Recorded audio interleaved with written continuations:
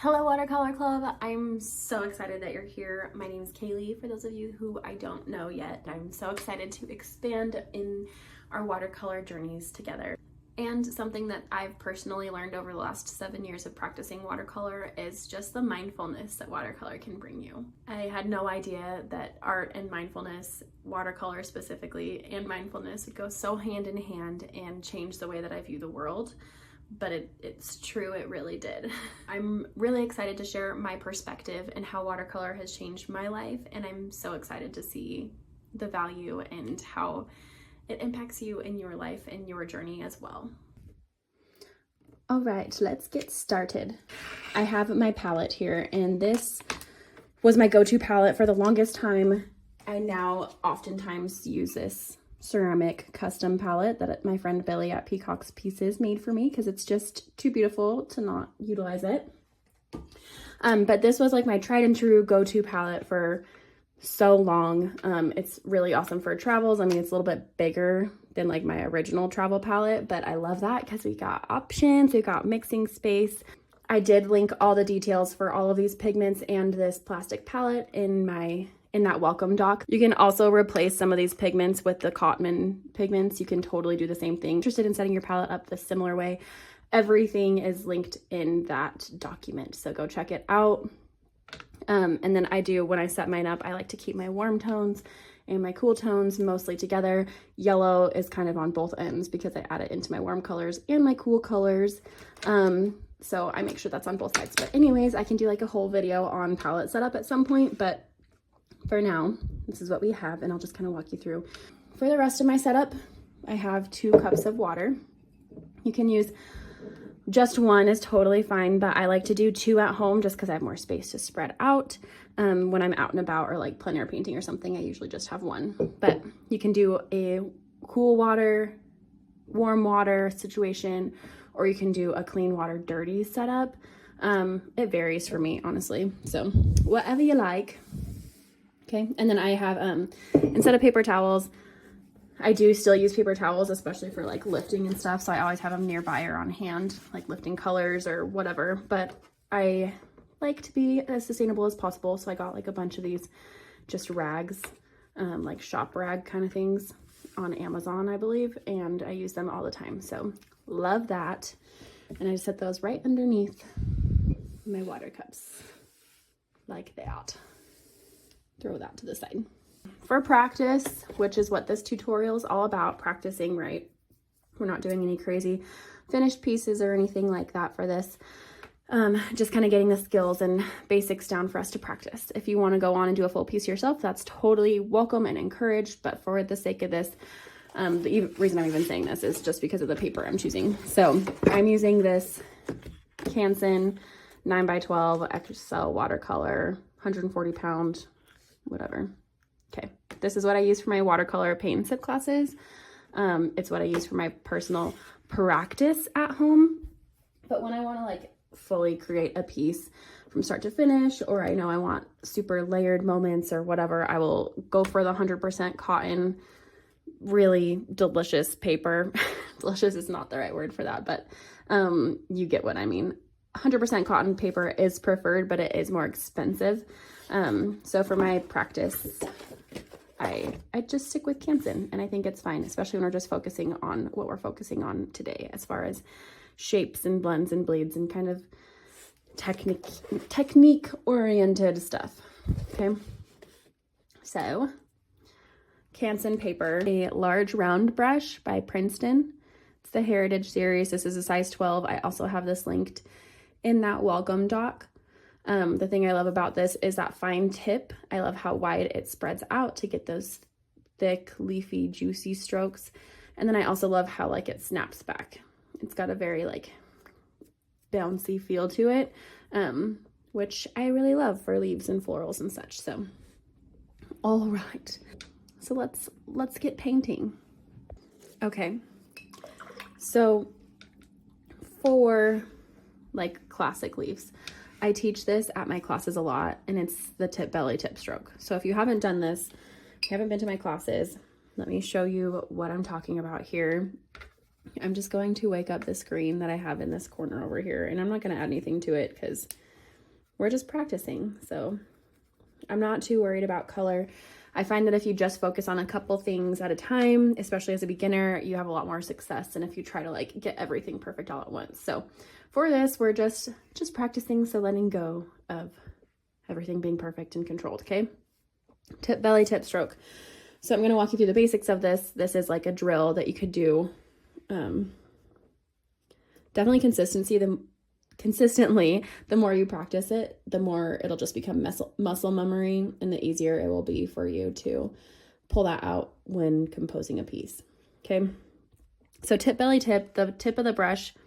This is the tip of the brush, and then the belly is this like side piece of the brush. And the way that we're doing this, we want to hold our brush kind of at like a 45-degree angle. Okay. 45-degree angle. This just allows us to utilize the belly of the brush more because it'll spread the bristles flatter. Something I see a lot of beginners do is hold it very perpendicular, and then you don't get as much like width on the brush because you're pushing down, but you don't give it enough like angle to have that like wide moment. It just kind of is up, so it just kind of like meh. Anyways, I'll show you. Okay. So tip, you want to make sure that when you load up your brush, it's not too loaded. You still want to make sure that you can see the tip of the brush. Sometimes you get a little curve. That's fine. You just point it the way you need it to. Okay. Tip, and then lay down the belly of the brush and then see how those bristles spread. Tip, belly, tip. And it's kind of this U shape that we create with our wrist. It's because then you get that taper out, that tapered edge. So if you just practice this, it'll give you a lot more understanding of how to utilize your brush, what angles, kind of the muscle memory of just creating the stroke in and of itself. Just give you a better understanding of like what your brush can do. So I recommend doing it for multiple brushes.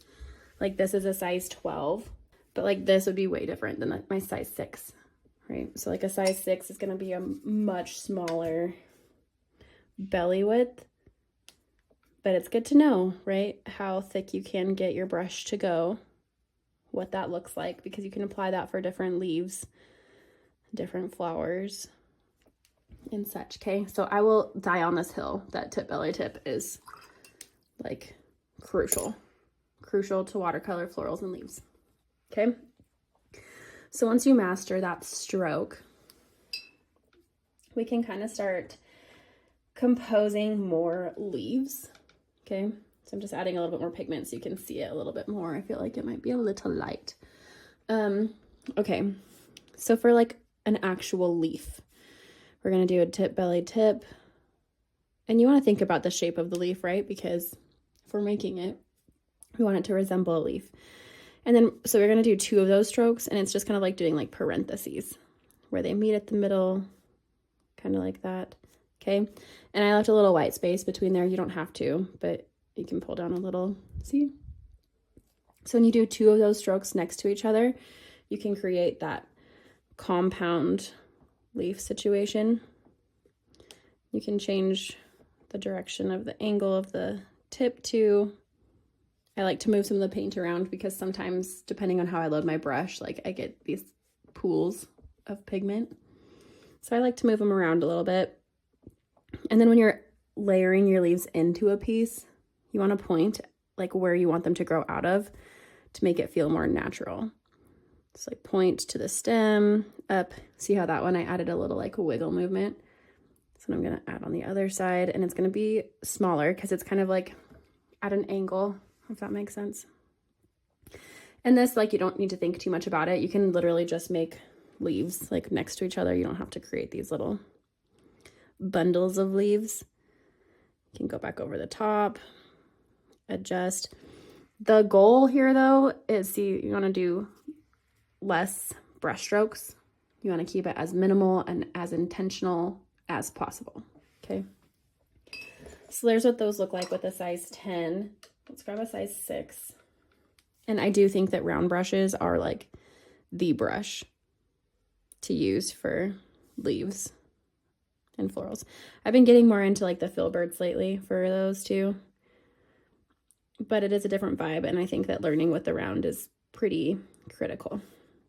Okay, so see, these ones give you much smaller leaves. It's a smaller brush, so, you know, it only makes sense.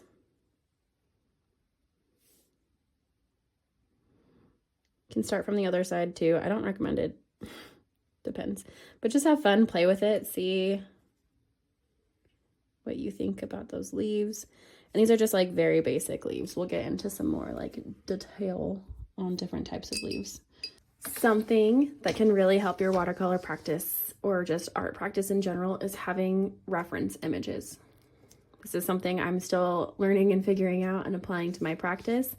But what I've been doing is printing reference photos to have that inspiration in front of me without having to look at my phone or my computer, because then I get sucked into scroll mode. And then none of the inspiration's ever good enough and blah, blah, blah, blah. So I recommend printing some inspo pics, or finding like a good book or something is another good option. I just like having the control of being able to choose what I want and print it. So obviously there was a lot of images here, but I want to walk through these leaves with you guys, just so we can start getting a better understanding on like how in our own minds to break these things down and create magic in our leaves. Okay, so the first one we'll focus on, just because it's the most similar to this. See the correlation? They're very, very similar. So the main things we want to consider are shape of the leaves, which again, we have kind of a traditional leaf shape, a little teardroppy kind of shape here. Obviously color is a factor that we can consider. With leaves, oftentimes we have like a lot of greens until we start getting these beautiful fall moments, you know, and then we have a lot more fun to play with. But for this, just green. You can mix it up if you want to do something totally different. And then texture is another thing that we would consider. These are kind of like a glossy finish of the leaves, and they don't look super textured other than these like veins that we get in here that are kind of like pretty standard to leaves as well. So that being said, let's make these leaves. Let's paint some. And they don't have to be just like this, just inspired, something like this, right? Okay, so I'm gonna grab some greens. I added the one color I didn't link in that palette that I added that I do love, and I should definitely add it, is this green gold color from Winsor & Newton. Love this one.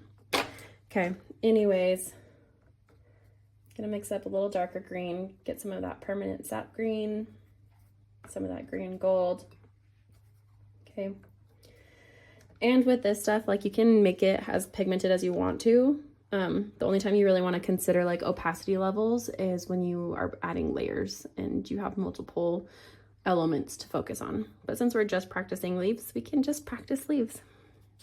Okay, so you can also, I do have that green, but there's a brown somewhere in here that I can pick up. I need to refill this palette desperately because I actually don't see brown. But brown, you can just throw contrasting colors together, so red and green, and it should make a brown. Okay, and then for our branch, I'll just do very light pressure, 90-degree angle, using the tip of my brush, and like I said, very light pressure. And I don't like to do like the full, like have everything filled in.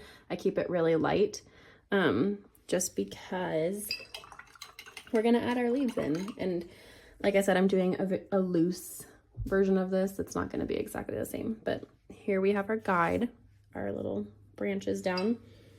Now I'm gonna go in with my leaves.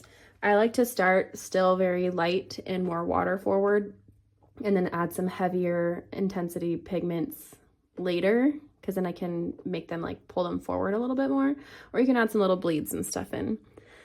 But anyways, like I said, you want to point to where your leaf is going to be growing off of. And point, press, hold, tip, belly, tip. Okay. So throw in some leaves. you can kind of just angle them however you want to. Again, we're not totally doing exactly this practice here. And I like to do them sporadically, so I kind of do like my main light leaves that have a little bit more water than pigment. I do those first, and then I go back in and add my more pigmented ones on top of it. But I like to kind of, you know, like I said, space them out kind of randomly. I just find it gives it more of an organic feel. Okay. I'm going to pull straight from this pigment. I'm going to add a little bit of this Mars Black to dilute it down a little bit. And we like to do some different sized leaves as well. These are a little bit bigger up here, or smaller because it's the new growth.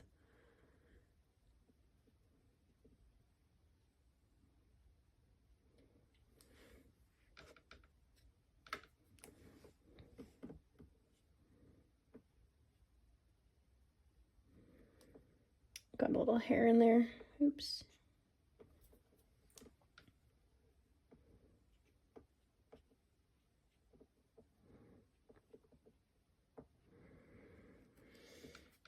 I'm just layering leaves.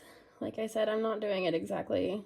I also, something about reference images, like I don't want to get too tied up in it. I'm just kind of, again, nodding to how that is set up and situated. And trying to capture like the important elements of it, I guess, without overthinking it. Okay, I'm gonna add a little bit of this Prussian blue to my green for this next round of leaves to get just another variety of color in there.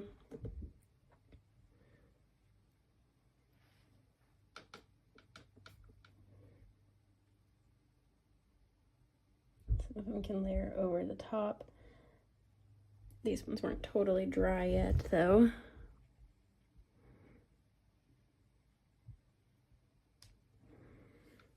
But when you get those darker pigments, you can start layering in those ones. And I kind of switch up. I just realized that I switched up some of my directions that I'm going with those leaves, but that's totally fine. Up to you how you want to do that, okay? All right. And then, I mean, that looks great. That's fine. I'm happy with these leaves. And again, similar-ish. We wanted to add in our little like veiny kind of details. I'm gonna grab a little bit of that lighter green color for the lighter green leaves. And then we can add in some of those like veining details.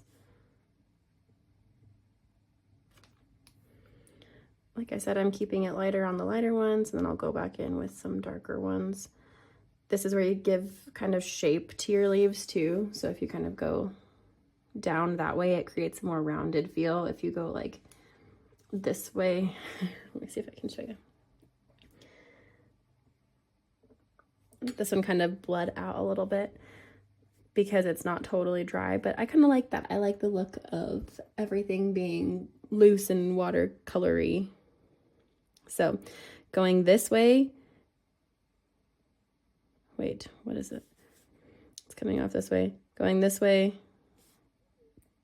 creates like a different feel. It shapes your leaf differently. So just gonna play with that too.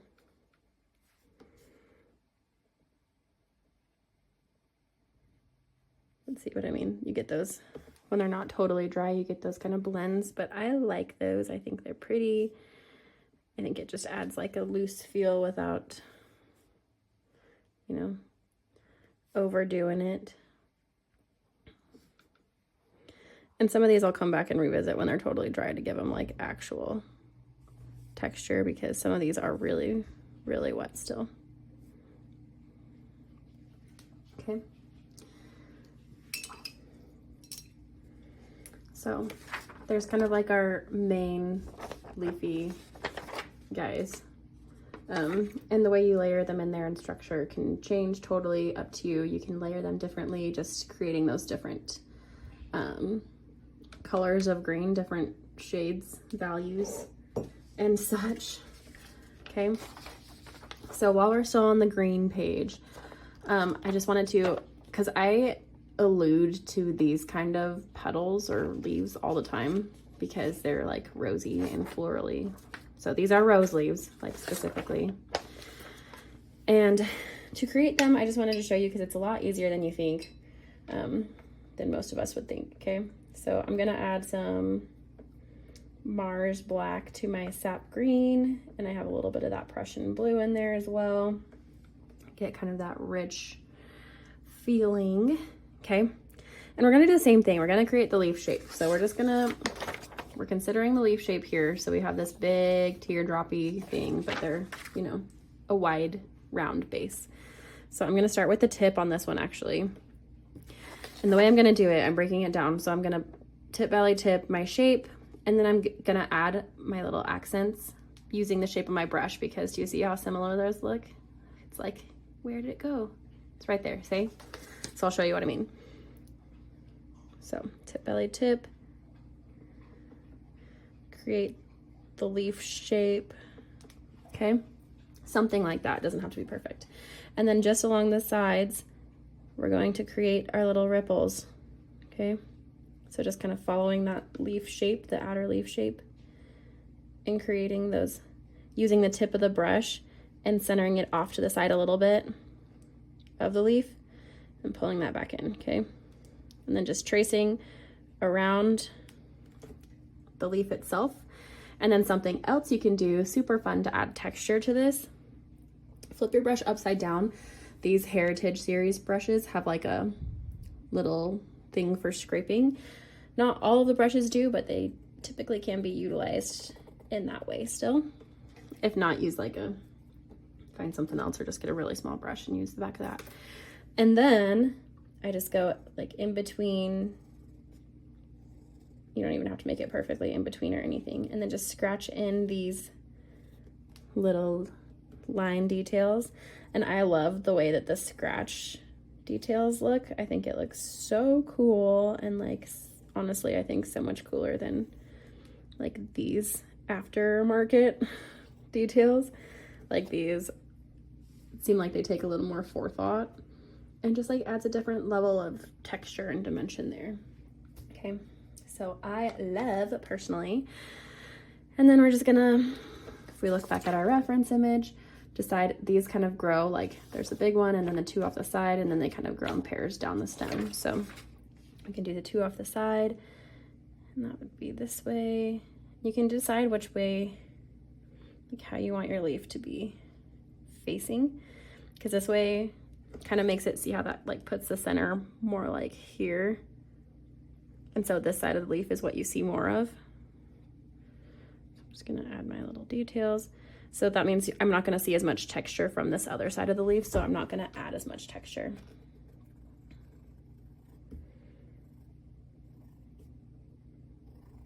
And then this is also where you can kind of start to shape the leaf, decide which way it's oriented, how it's facing, how puffy it is, how much bulge it has.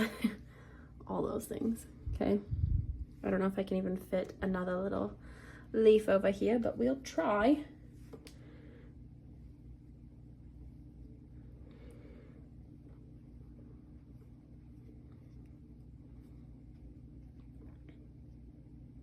Okay, slightly lighter, which is good too. I love using like varieties of colors and shades in my pieces, especially florals, because it makes it feel organic, but also makes it feel just more dimensional.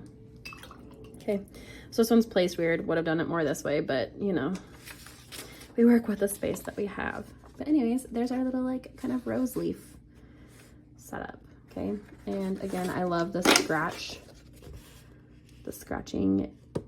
It like really just makes the pigment pool up in there and just feels more cohesive than like the afterthought lines. Okay, yay. But there's some leaves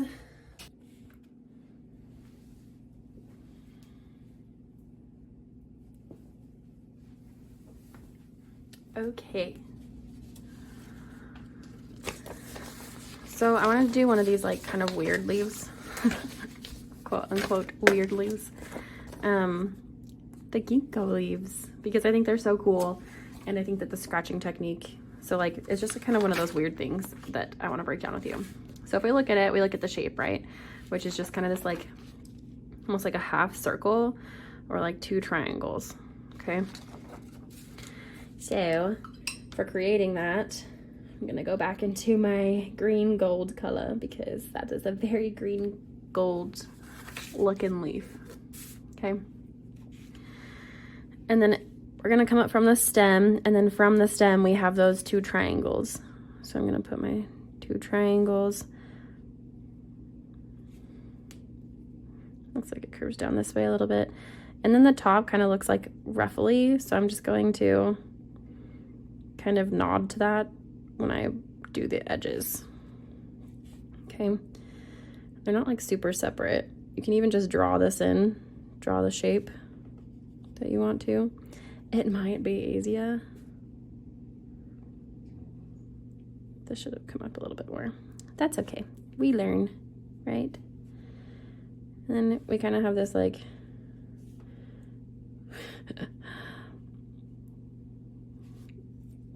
coming down moment here, and then it goes to our stem. Okay, and then to really emphasize the Ginkgo leaf thing, they have these like crepey little, they're really fine, thin textured, and so I'm going to do our scratching method for this, and again, very like loosely, however you want to, just kind of back and forth. And I start with one side, and then I'll go to the other side. We're just following those ridges, creating the shape in here.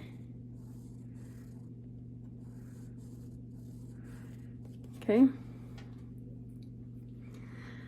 All right, and that's kind of a funky one, but let's see if we do it this way. Let's try just doing like a half circle kind of shape. And then we'll create our little divot here and our ruffles for our edges. And then we fill her in. Let's try it this way. This is always honestly my biggest fear with like watercolor club things like this, is just like not knowing what I'm doing, and then like having to act like I know, but like I don't have to act like I know. We can not know together, and we can figure this out together. Okay. All right, and let's add in our scratchy textures. I just think the scratchy bits are the coolest part. And I think that the reason I even wanted to do these Ginkgo leaves is just so that I could scratch. Okay, but isn't that kind of neat? So I'd say this method is better than this one, at least the way I did it. Then I can go back over. You can add like your little separating things here, or like add some little textures. I don't know. We're just, like I said, we're experimenting, right? So we get this separation here too. So I'm just basically dropping in the shadow with the darker color of pigment. So I just added some sap green to my green gold. And now I have a clean brush that's like mostly dried off, and then I can just kind of go with the motion of the leaf, but then add in those kind of like darker shadow moments. Okay. And then it's a combination of like the scratch method for texture, but then also the kind of the go-to just like layering method. Yay, pretty. Okay, that's fun.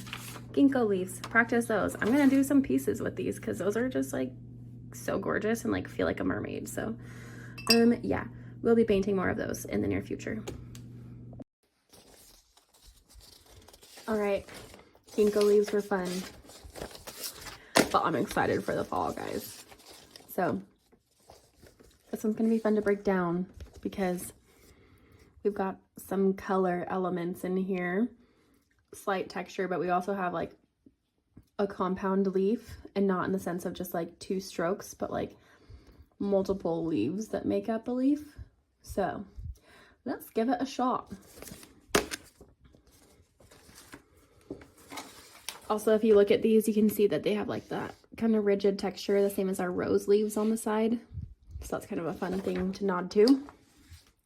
When we're breaking this down color-wise, we want to start with the lightest color so that it has the strongest chance of being seen still. So this orangey yellow color is where we're going to start, and then we'll add some bleeds in later. This is also going to be where we consider like water control the most heavily, is when we're doing these bleed moments. This is also where your paper will make the biggest difference for these kind of bleeds. And if you do use 100% cotton watercolor paper, you will see better results than like this Canson paper. But again, for practice, it's great. You can correlate and try again with 100% cotton watercolor paper if you'd like. Okay. For this, let's get some warm tones going. So I've got my Scarlet Lake. I'm gonna wake up. Actually, I need yellow. JK. I mean, I am gonna still just kind of wake this up so I can clear off a portion of it. But I more so need my lemon yellow deep. And like I said, I love to have a yellow here and a yellow on my warm side and a yellow on my cool side. Because obviously like green and red are contrasting colors. Those are the ones I use most heavily mixed with these yellows. So they can really muddy up if you use them, if you have just like one yellow. I learned that one the hard way. Okay. So I'm going to pull straight from my yellow. I do want a good amount of water because I don't want it to be like the most overwhelming pigment. Okay. And we'll start with the middle one. So we'll pull the stem just so we can get a guide as to where we're going. And again, not exactly the same as what our reference photo is, just this is a reference, okay? So I'm gonna do my first, I'm gonna start with my middle leaf. We're gonna do that tip, belly tip. And for this, I'm just gonna make sure that the shape is pretty on, okay? And then I'm going to add our little ruffle ridges on the sides here. Okay. I'm gonna move our paint around a little bit because I don't want any like big pools of paint. See where all those colors kind of like pop up? It's because they're stagnant and sitting on top of the paper, which I don't want. Okay, so I'm gonna grab some of my cadmium orange and my Scarlet Lake, mix that in a little bit. I have this like pinky color in here too, so that's probably gonna play a part. But I'm just gonna start dropping in some little like bleeds, okay? And I don't want to make it too overpowering because I don't want this to like overtake all of the yellow that we just put in there, okay? And I'm gonna start there and see how that goes. Let's add another one in. So this does come down to that, and then this right from like the center thing goes to another leaf about the same size. Has our funky side textures. Okay. And then once this starts getting a little bit more dry and stops bleeding so much, see, you don't want pools. See how this is kind of pooling up over here? I'm just going to lift up some of that. Because when you have pools of water, that's where everything's going to go. All of your pigment's going to stick and live in that pool, and it's going to create this funky thing. So I'm going to pull straight from my Scarlet Lake texture. And where this is still wet, I'm going to drop in just some little pigmented moments here.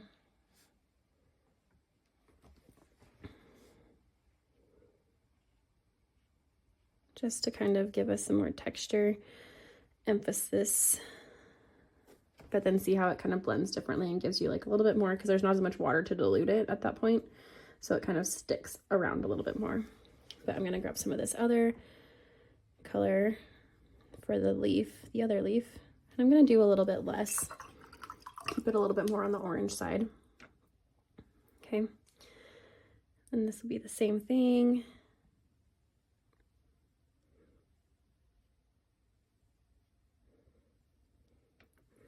Light on the yellow.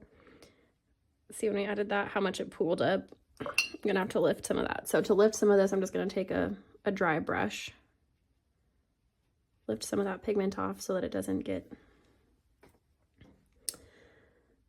too saturated. I'm gonna add in some bleed moments here. I'm gonna lift some of this up before I add them on this side because it's gonna pool too much.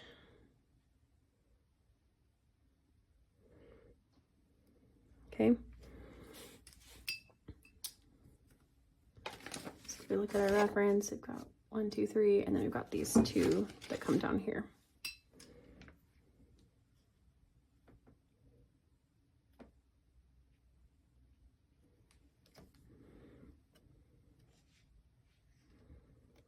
These ones are a little smaller feeling. You might need to change your angle.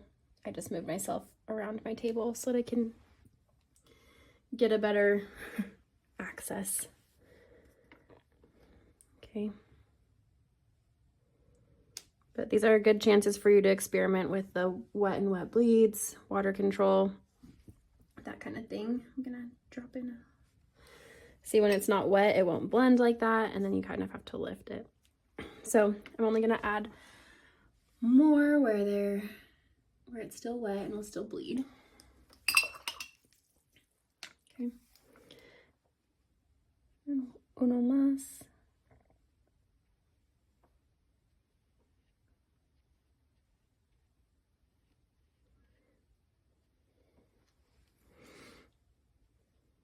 Make it a little bit bigger. The proportions are a little funky to me.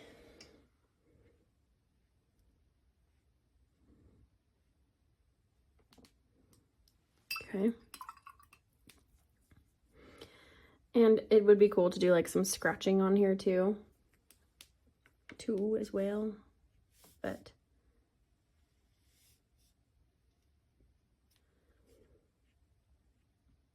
I did not do that this time. Okay, but we can go back and add in some line details. So I would maybe just grab a touch of my Mars Black, add it with my Scarlet Lake in the corner over here just to kind of get a marooned tone. It looks a little green in here, and I did forget that they have green, like a tiny touch, but that's okay. Again, it's just a reference and we're just experimenting, so no big deal. But tap the excess off, make sure that we don't have too much paint on our brush. Very light pressure, 90-degree angles. I don't know if it's going to be better to go all the way out.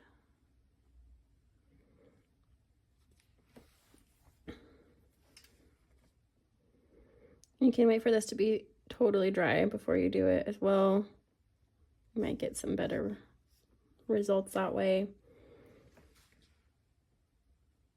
But ultimately it's your style, you're playing with it, you do you and experiment with things that you like. I'm just kind of giving you tools to figure out what it is that you like and how you like to create it. But ultimately I do think that I will have to revisit these because they're gonna take a minute to dry. You could use a blow dryer, but when I do wet and wet like this, I don't love using a blow dryer because it can just blow everything around a little bit too much for my liking, and it feels a little out of control. And it looks like we've got this like puddle still here, so I'm gonna lift that up a little bit.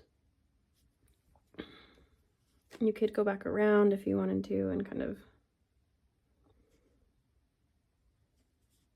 redefine some of these edges. I'm not going to get too granular on it because I personally love the loose, flowy feel. So I don't want to try to overdo or do too much here. But there are some areas that the leaves look funky or like I'm messed it up or whatever. So, or even just like areas that you might want to separate them like this. Like I'm just going to go do that.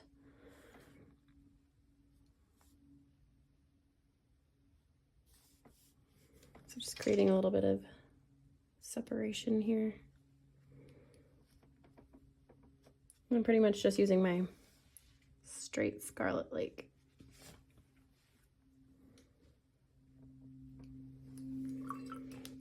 And you can decide which petals go on top, which ones get pushed behind, give them a little bit more.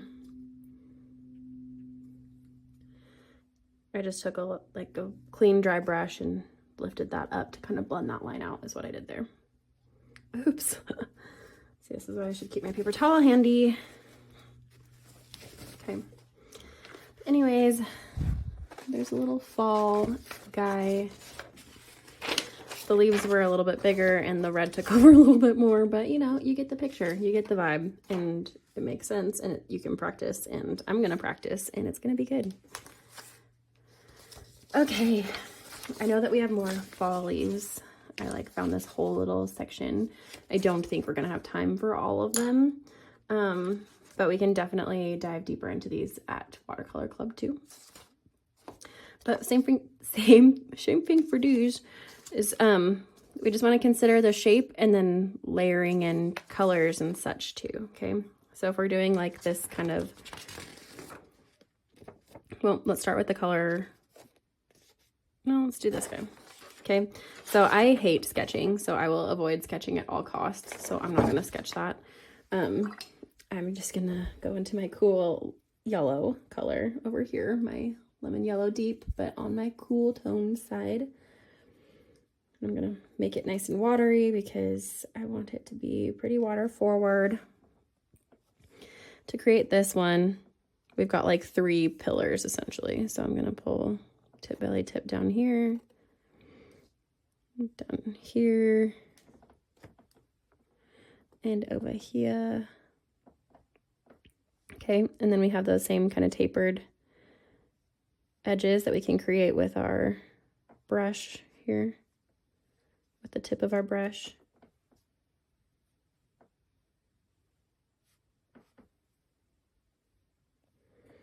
Don't forget the bottom parts, okay? You can pull the stem out. And then again, this is where we want to look at water control. So you want to make sure that you don't have anything like pooling up on top. You want to make sure it's also glistening, because if it's glistening, it's still wet and the bleeds will take. If it's not glistening, the bleeds will stop wherever it dries.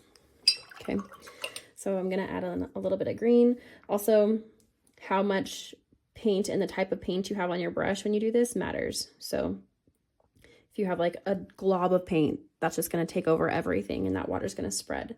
If you have mostly pigment and a little bit of paint, it's not going to spread too much. Kind of like that, right? So you kind of just have to feel out your preference. And then also kind of just figure out how you want it to be in your leaf, kind of. Because you can tap in little details. Some greenery. I'm going to pull some brown out of somewhere, even though I realize I don't have brown really. Just going to make one up. Okay. Add a little burnt umber or yellow ochre to tone it. Okay.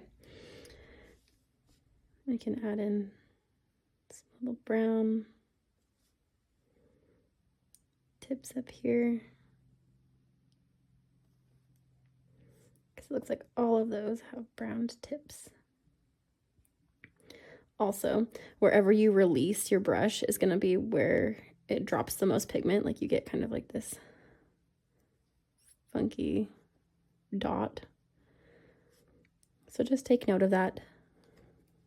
And then our stem here is brown, so I'm going to change that.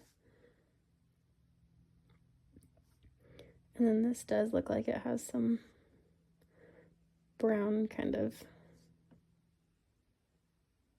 veins. So I just tap my brush off. And then because it's not too wet, I can add this in without it overtaking everything.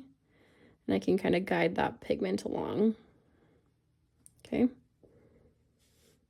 If it was too wet, it would just bleed everywhere and you would not get the same effect. Okay. But that's kind of fun. You could even like do a little scratching if you want to. I'm not going to do that because, you know, we have limited time.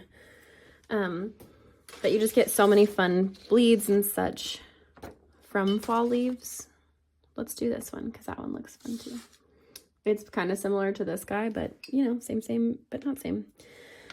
We're going to make it a little bit more orangey of a base. So I'm mixing this cadmium orange with my lemon yellow deep. And I say this a lot in my classes, I am the most type B person ever.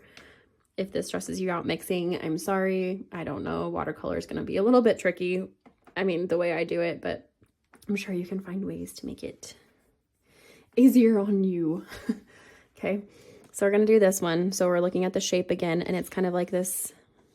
It's rounded, but it's like, so it's almost like 3 different leaves. Like we've got like this leaf, and then I've got these 2 kind of leaves on the sides of it.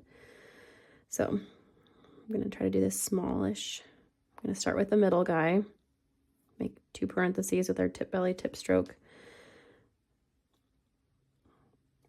Adjust the middle, and then it looks like we've got these funky little like things on the sides.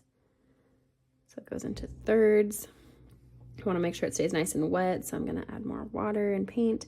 And then on the side from there, it looks like it kind of goes out like this, but we get like, it almost like comes back in together like a flower or something. It's kind of this funky shape. But it also has the little ridges that we love.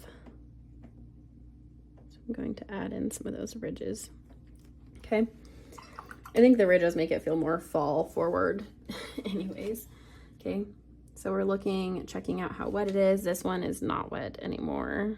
So I'm going to move some of this paint around, just making sure everything is still kind of saturated and will bleed. Okay, I'm going to go into my Scarlet Lake, straight into the pigment. And I'm just going to start dropping these in because this has some funky bleeds. I don't want to overdo it. I don't want it to overtake everything. But it does have this like potent red energy to it. So we're gonna steer into that. And this is one that I'll probably do multiple layers of coloring on. So see, that didn't spread very far, but it's because I didn't have enough water to carry the pigment. Okay. Kind of let that dry. But while it's actually still kind of like that, I'm gonna do a scratching because I want you to see what it looks like with all of these crazy cool colors when you give it a little scratch. You can give it a little movement too.